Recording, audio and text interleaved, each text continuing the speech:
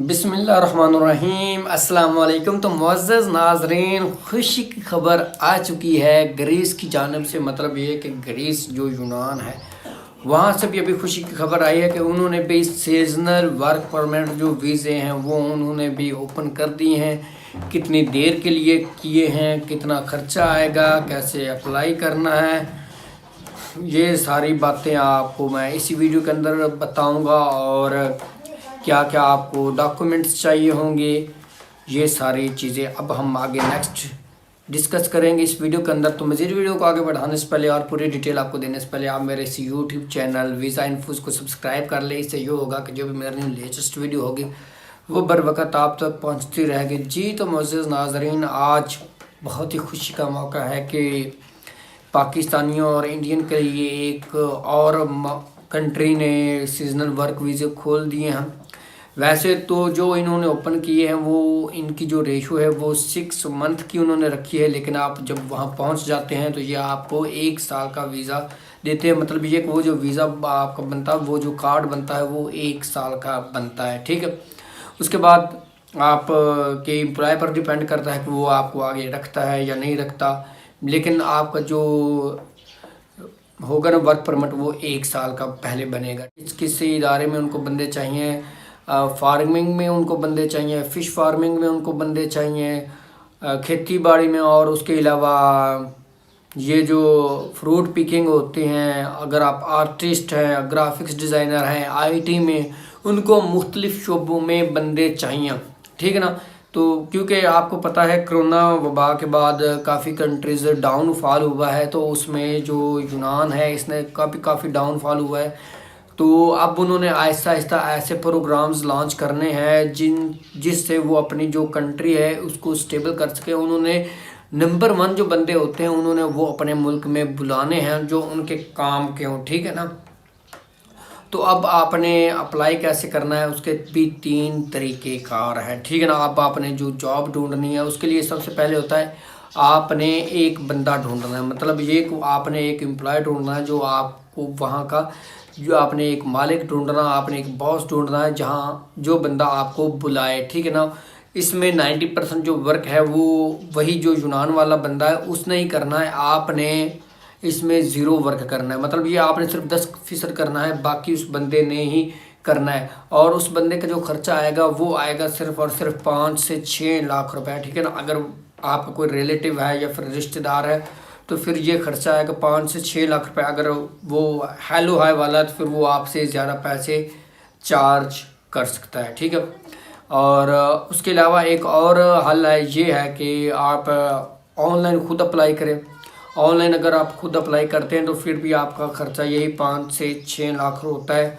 उसके लिए आपको कुछ वेबसाइट्स हैं जो जहाँ पर आपने अप्लाई करना है। आप उनको कौन कौन से डॉक्यूमेंट चाहिए, आपको एक सीवी चाहिए होगी और एक प्रोफेशनल कवर लेटर। सीवी और कवर लेटर, बहुत सारे लोग कहते हैं कि यार हम अप्लाई करते हैं हमें कोई जवाब नहीं है। भाई आप पहले सबसे पहले अपनी जो सीवी और कवर लेटर है ना उसको चेक करें कि आपकी गलती कहाँ पर है। आप 2-3 बंदों को चेक करवाएं, फिर ही आप सीवी को किसी साइट पर भेजें। और आप एक बात याद रखें, मैं पहले भी बताता हूँ, जो पहले भी मैंने वीडियो बनाई है, कि आपने सीवी और जो कवर लेटर बनाना है ना उसके अंदर आप जिस स्किल्स में के माहिर हैं तो आपने उसका बार बार जिक्र करना है, ठीक है ना। मतलब ये कि आप प्रोफेशनल हैं, आपने उनको ये यकीन दहानी करवानी है। ये भी एक ट्रिक होती है सीवी और कवर लेटर में। जब एक चीज़ आप बार बार रिपीट करेंगे तो उसके माइंड में वो चीज़ बैठ जाती है, हाँ ये बंदा प्रोफेशनल है जिसके पास ये चीज़ है, ठीक है। लेकिन आपने अपनी जानिब से ऐसी कोई चीज़ नहीं रखनी, क्योंकि जब वो बंदा आपसे इंटरव्यू लेगा तो फिर आप फंस जाओगे कि यार ये चीज़ मुझे आती नहीं थी, तो यार मैंने ये चीज़ क्यों इसमें ऐड करी। जो चीज़ आपको आती है आप जेन्युइनली वो चीज़ें आपने उसको बतानी है, ठीक है ना। सीवी और कवर लेटर में बस यही आपने करना है। आप ऑनलाइन अगर आपने अप्लाई करना है तो आपको कुछ वेबसाइट्स होंगी वो आपको स्क्रीन पर नज़र आ रही होंगी। आप इन पर जाकर अपनी जो सीवी और कवर लेटर वो आप इनको देंगे और अप्लाई करेंगे, ठीक है। उसके बाद एक तीसरा तरीका ये है कि आप रिक्वायरमेंट एजेंसी, वहाँ की रिक्रूट एजेंसी होती हैं जो आपको वहाँ का बंदा ढूंढ कर देती हैं और आपको वीज़ा देने की हेल्प करती। जर्मनी, इटली और ऐसे काफ़ी कंट्रीज़ हैं जहाँ पर ये रिक्रूटमेंट एजेंसी होती हैं जो बंदों को बुलाती हैं, ठीक है ना। आप अगर उनसे रब्ता करते तो वो आपसे भेजी डेफिनेटली चार्ज करेंगे। वो तकरीबन 14 से 15 लाख रुपए या 17-18 लाख रुपए वो लेते हैं, ठीक है। लेकिन ये चीज़ है कि वो वैलिड होता है। आपको वो भी स्क्रीन पर उनकी भी वेबसाइट्स तो आपको नज़र आ रही होंगी कि ये भी इदारे हैं जो रिक्रूट्स करते हैं। लेकिन एक बात याद रखें, अगर आपने पैसे का लेन देन करना है तो वो आपने अपने बिहाफ पर करना है। मेरा इसमें इन एजेंसी से कोई तल्लुक नहीं, मैं इन एजेंसी को बिल्कुल भी नहीं जानता। मैं आपको पहले बता रहा हूँ, ये एजेंसी से इंटरनेट पर थी, मैंने वहाँ से इनकी इन्फॉर्मेशन कलेक्ट किया और वही आपको दे रहा हूँ। अगर आप इनसे बात करते हैं तो आपने अपने बिहाफ पर अपने दम पर बात करनी है, ठीक है ना। अगर आपके पैसे वो जितने मर्जी मांगे उस पर मेरा कोई हिस्सा नहीं, ना मैं इनको जानता हूँ ना मेरा इनसे कोई लेन देन है, ठीक है। मेरा काम आपको सिर्फ और सिर्फ इन्फॉर्मेशन देना है। ये ना हो कि आप कल को इन बंदों को पैसे दे दो और फिर कहें मिस्टर बिजनेस वाला आपने ये कहा था कि आप इनसे रब्ता करें और हमने इनको इतने पैसे दे दिए हैं तो अब हम क्या करें। भाई मैं आपको पहले बता दूँ, आपने जो भी काम करना होता है वो आपने दम पर करना होता है। मेरा इसमें कोई सन, मैं सिर्फ जो भी वीडियो बना रहा होता हूँ वो आपकी इन्फॉर्मेशन के लिए बना रहा होता। तो स्टेप नंबर 1 आपको मैंने बता दिया। अब स्टेप नंबर 2 है। स्टेप नंबर 2 में आप को एक चाहिए होता है एम्प्लॉयर की जानिब से, जो कि एम्प्लॉयर ने वहाँ पर जाकर चीज़ें जमा करवानी होती है। उसने एक कॉन्ट्रैक्ट लेटर होता है उसने, और एक उसको चाहिए होता है टैक्स नंबर। मतलब ये कि कॉन्ट्रैक्ट लेटर में उसका ये होगा कि जो उसने आपके साथ बातचीत की है कि वो आपको कितनी पे देगा, और वो कॉन्ट्रैक्ट लेटर 1 साल का होता है जिसे हम इनविटेशन लेटर भी कह सकते हैं, ठीक है। वो होगा और उसके पास टैक्स नंबर होगा, यानी जो उसकी कंपनी है जो टैक्स वो गवर्नमेंट को दे रहा है उस कंपनी के बिहाफ पर, ठीक है। ये 2 चीज़ें होंगी और वो जाकर एम्बेसी में, इमिग्रेशन एम्बेसी में जाकर आपका अप्लाई कर देगा। इसके बाद अगर आपका वर्क परमिट अप्रूव्ड हो जाता है तो फिर जो एम्बेसी है ना वो डायरेक्ट आपकी जो पाकिस्तान की एम्बेसी है इसको वो भेज देते हैं, और फिर आपको बता दिया जाता है कि आपने जहां पर जाकर अपना वीज़ा जो है वो फाइल करना है। एक बात आपको मैं क्लियर करता चलूँ, वर्क परमिट का कोई तल्लुक नहीं होता एंट्री करने के लिए, लेकिन अगर एंट्री के लिए आपके लिए वीज़ा दरकार होता है, ठीक है ना। वर्क परमिट तो एक कॉन्ट्रैक्ट होता है कि यार ये बंदे ने आकर इधर वर्क करना है, ठीक है ना। मेन चीज़ होती है वीज़ा, जो कि आपने अब जाकर अप्लाई करना है एम्बेसी में।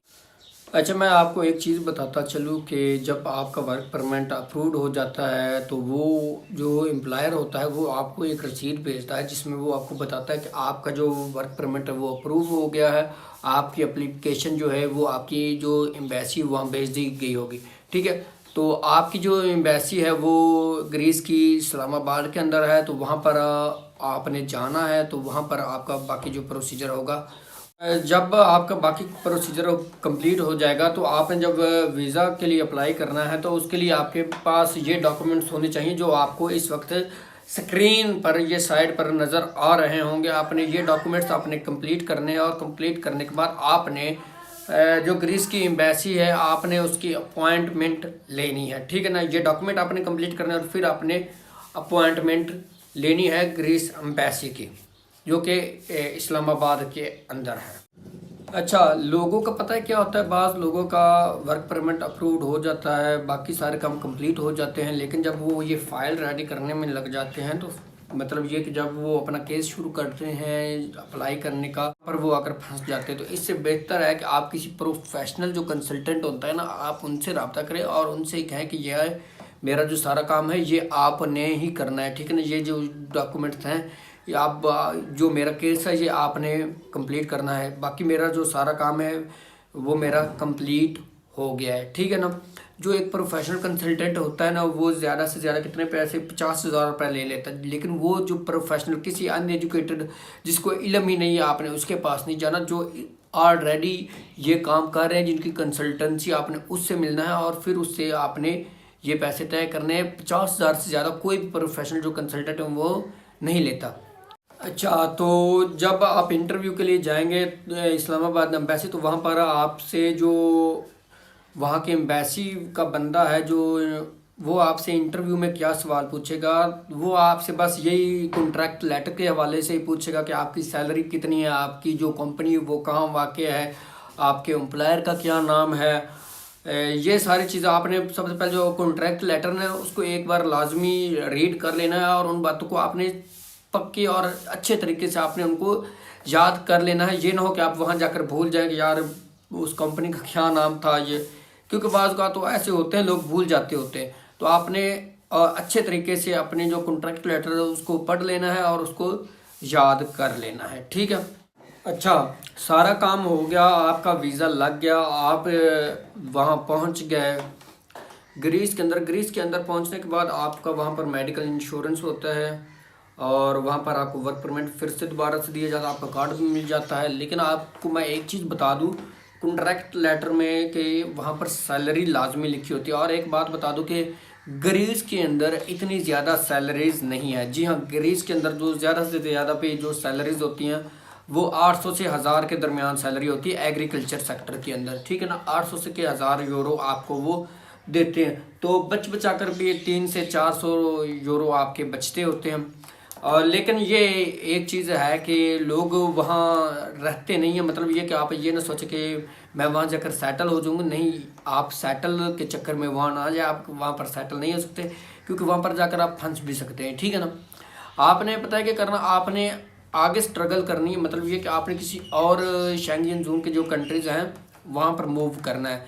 जैसे जर्मनी है, इटली है, आपने के पास ऑलरेडी वर्क परमिट है और आपके पास वीज़ा भी है शेंगेन जोन का, तो आप जिस मर्जी कंट्री में वहाँ पर चले जाएं, आप वहाँ पर जाकर वर्क कर सकते हैं, ठीक है।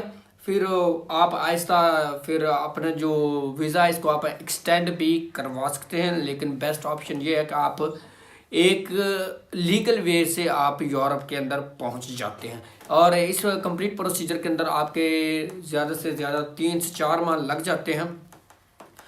तो आई होप ये सारी इन्फॉर्मेशन आपको ये लिए बहुत फ़ायदेमंद रही होगी। और मैं आपको एक चीज़ फिर से बताता चलूँ कि मैंने जो आपको ये जो सारी चीज़ें बताई हैं, जितनी भी कंपनीज बताई हैं या फिर जो भी चीज़ें बताई हैं, इन वेबसाइट से इनसे मेरा कोई तल्लुक नहीं है। आपने जो भी करना है अपने बिहाफ पर करना है, ठीक है ना। कल को कोई नुकसान हो जाता है फिर आप कहेंगे कि यार आपने ये बताया था। तो मैं आपसे पहले बता दूं, मेरी वीडियो सिर्फ आपकी इन्फॉर्मेशन के लिए होती है, बाकी रब जाने और आप जाने।